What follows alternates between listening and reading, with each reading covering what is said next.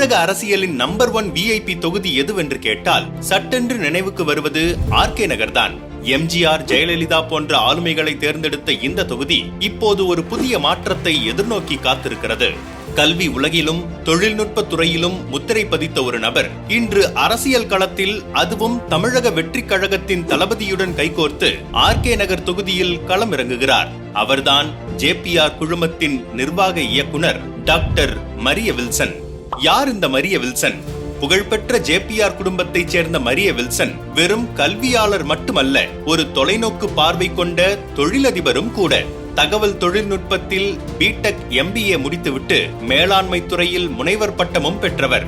2003இல் ஒரு பள்ளியின் இயக்குனராக தொடங்கி இன்று ஆசியாவிலேயே முதல் முறையாக IBM கிளவுட் ஆய்வகத்தை தனது கல்லூரியில் அமைக்கும் அளவிற்கு தொழில்நுட்பத்தில் அத்தனை ஆர்வம் கொண்டவர். அது மட்டுமல்ல, அவர் ஒரு சிறந்த கூடைப்பந்து விளையாட்டு வீரராகவும் களம் கண்டவர். விளையாட்டு ஒரு மனிதனை முழுமையாக்குகிறது என்று நம்பும் அவர் காஞ்சிபுரம் மாவட்ட கூடைப்பந்து சங்கத்தின் தலைவராகவும் இருந்து இளம் வீரர்களை ஊக்குவித்து வருகிறார். ஏன் ஆர்கே நகர் தொகுதியை தேர்ந்தெடுத்தார்? இவருக்கும் ஆர்கே நகர் தொகுதிக்கும் என்ன தொடர்பு? இந்த கேள்விக்கான பதில் மரிய வில்சனின் குடும்ப வரலாற்றில் இருக்கிறது. JPR அவர்கள் கன்னியாகுமரியில் இருந்து சென்னை வந்து MGR அவர்களோடு இணைந்து தனது அரசியல் பயணத்தை தொடங்கிய இடமே ஆர்கே நகர்தான். MGRின் மறைவுக்கு பிறகு அவர் அரசியலில் இருந்து ஒதுங்கினாலும் அந்த தொகுதிக்கும் JPR குடும்பத்துக்குமான பிணைப்பு அருந்து விடவில்லை. ஆர்கே நகர் எனக்கு வீடு போன்றது, அங்குள்ள மக்கள் என் குடும்பம் என்று உணர்ச்சி பூர்வமாக சொல்லும் மரிய வில்சன் JPR தொடங்கிய இடத்திலிருந்து தனது அரசியல் பணியை தொடங்க திட்டமிட்டுள்ளார். பாரம்பரிய அரசியல் கட்சிகளுக்கு இடையே மரிய வில்சன் ஏன் தாவேகாவை தேர்ந்தெடுத்தார்?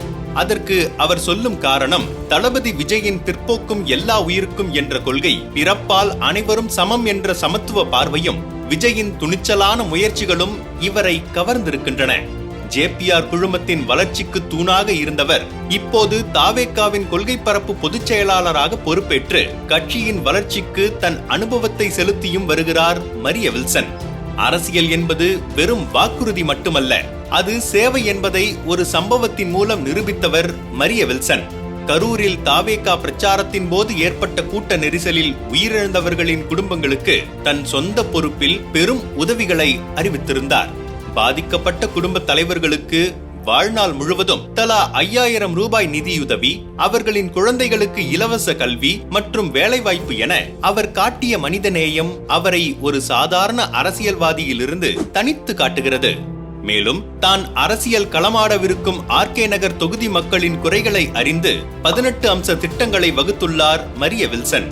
ஆண்டுதோறும் 100 மாணவர்களுக்கு உயர்கல்விக்கான முழு உதவி, மழைக்கால வெள்ள தடுப்பு பணிகளுக்கு நிரந்தர தீர்வு, அரசு வேலைவாய்ப்புகளில் விளையாட்டு வீரர்களுக்கு முன்னுரிமை, ஏழை எளிய குடும்பங்களுக்கு ஆண்டுதோறும் 25 திருமணங்களை முன்னின்று நடத்தி வைப்பது என ஒரு நீண்ட பட்டியலை தன் திட்டமாக வைத்து தொலைநோக்கு சிந்தனையுடன் தெளிந்த திட்டத்துடன் களத்திற்கு வருகிறார்.